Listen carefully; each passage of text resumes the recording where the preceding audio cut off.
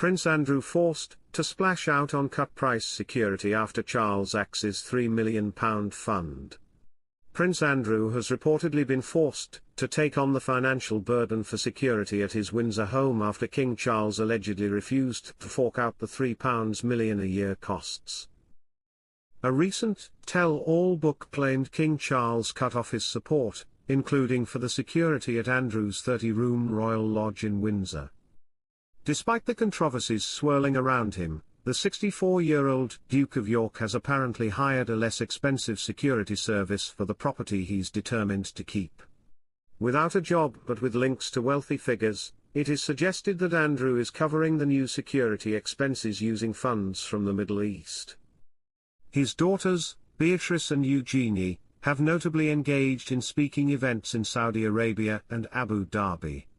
A source disclosed to The Sun, he has his security but at a cheaper rate and he is managing to finance it himself.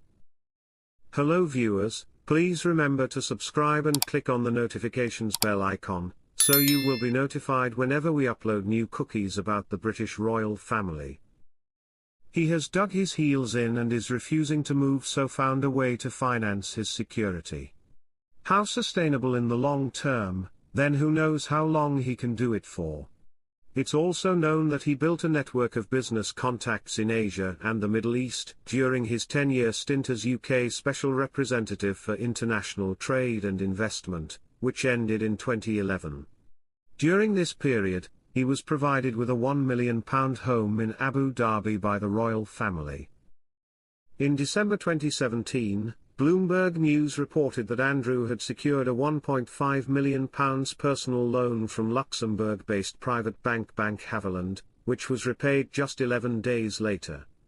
Buckingham Palace was contacted for a comment but chose not to respond. Prince Andrew's future at Royal Lodge home. One thing could still seal his eviction. Prince Andrew's fall from public favour has been well documented, with his reported determination to stay at his Royal Lodge home in Windsor being the latest bone of contention. In line with King Charles' plans to downsize the monarchy, the Duke of York was offered a move from his mansion to the more compact Frogmore Cottage, recently refurbished by Prince Harry and Meghan Markle.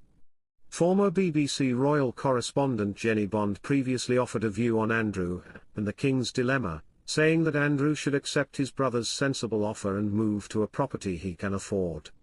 As the row continues to simmer away, Terry Fisher, chief executive of We Buy Any Home, spoke to OK about Andrew's future at Royal Lodge.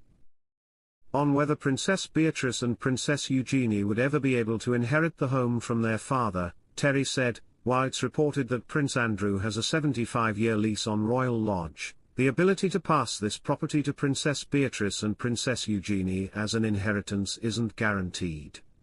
Because Royal Lodge is part of the Crown Estate, the final decision over succession or lease assignment would typically require Crown Estate approval, and possibly the King's assent. If Andrew were to vacate the property, either by choice or by circumstances, the Crown Estate and King Charles could choose to end the lease, assign it to another royal, or even open it up for new arrangements within the royal family. King Charles, as head of the royal household, would have considerable influence in this decision. Although the king doesn't directly control Crown Estate properties, he can certainly play a role in determining which royals reside in them. This means that if Charles has alternative plans for Royal Lodge, he could prevent it from being passed on to Andrew's daughters. Ultimately, any arrangement to extend or alter the lease terms would need to be mutually agreed upon with the Crown Estate and possibly influenced by the King's vision for future royal residences. While Royal Lodge has a rich and fascinating history, much of which is tied to the life of Queen Elizabeth, the Queen Mother, recent pictures highlighted the home's state of disrepair. The upkeep of Royal Lodge, as with any historical property, is extensive and costly, the expert points out. Historic estates demand ongoing repairs, climate control, and specialized care to address inevitable wear, all of which are costly and time-consuming. Without the financial backing previously afforded to working royals, Andrew could find these costs a growing strain. And, as we've seen in recent photos, neglecting issues like damp or structural wear can lead to worsening problems and higher costs down the line.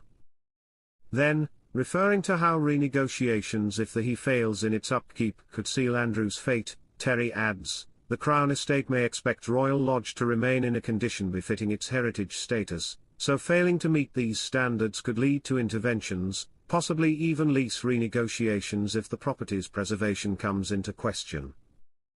As for what the future has in store for the royal residence, it is clear that King Charles will have the final say. Given the property's connection to the Crown Estate, King Charles could indeed influence whether Royal Lodge passes to Princess Beatrice and Princess Eugenie, Terry explains. While Andrew may wish for his daughters to inherit the lease, the final say over who occupies Crown properties often involves the monarch's guidance or approval. Charles has a strategic view on royal residences, and if his vision doesn't align with Andrew's wishes, he could recommend the Crown Estate consider alternative uses or residence. Historically, Crown Estate properties like Royal Lodge aren't automatically inherited like privately owned estates. If Charles envisions Royal Lodge serving a different purpose within the family, he could effectively block the transfer by aligning with Crown Estate protocols. In this way, while Andrew holds the lease, the ultimate decision-making rests with the Crown Estate and the monarchy, making future residency decisions largely dependent on the royal family's needs and vision at the time. Since 2004, Andrew has resided at Royal Lodge on the Windsor estate, which he now shares with his former wife Sarah Ferguson. Before he moved in, it was a much-loved retreat for Queen Elizabeth, the Queen Mother. King George VI's widow made several additions to the property, and it also features a mini cottage or Wendy house called Wybeth in Bark, which was gifted to the late Queen then Princess Elizabeth in 1932. Even after the King died in 1952, it was still used as a grace and favour home by the Queen Mother up until she died there in March 2002, with the late Queen by her side. Since 2004, Andrew has resided at Royal Lodge on the Windsor estate, which he now shares with his former wife Sarah Ferguson. Before he moved in, it was a much-loved retreat for Queen Elizabeth, the Queen Mother. King George VI's widow made several additions to the property, and it also features a mini cottage or Wendy house called Wybeth in Bark, which was gifted to the late Queen then Princess Elizabeth in 1932. Even after the King died in 1952, it was still used as a grace and favour home by the Queen Mother up until she died there in March 2002, with the late Queen by her side. Following the Queen Mother's death, Royal Lodge was leased to Prince Andrew. Along with the main house, the lease included the gardener's cottage, the chapel lodge, 6 lodge cottages, police security accommodation and a whopping 40 hectares of land. Thanks for watching. Please don't forget to like this video and drop comments, and most importantly don't forget to subscribe and hit the notification bell so you don't miss anything.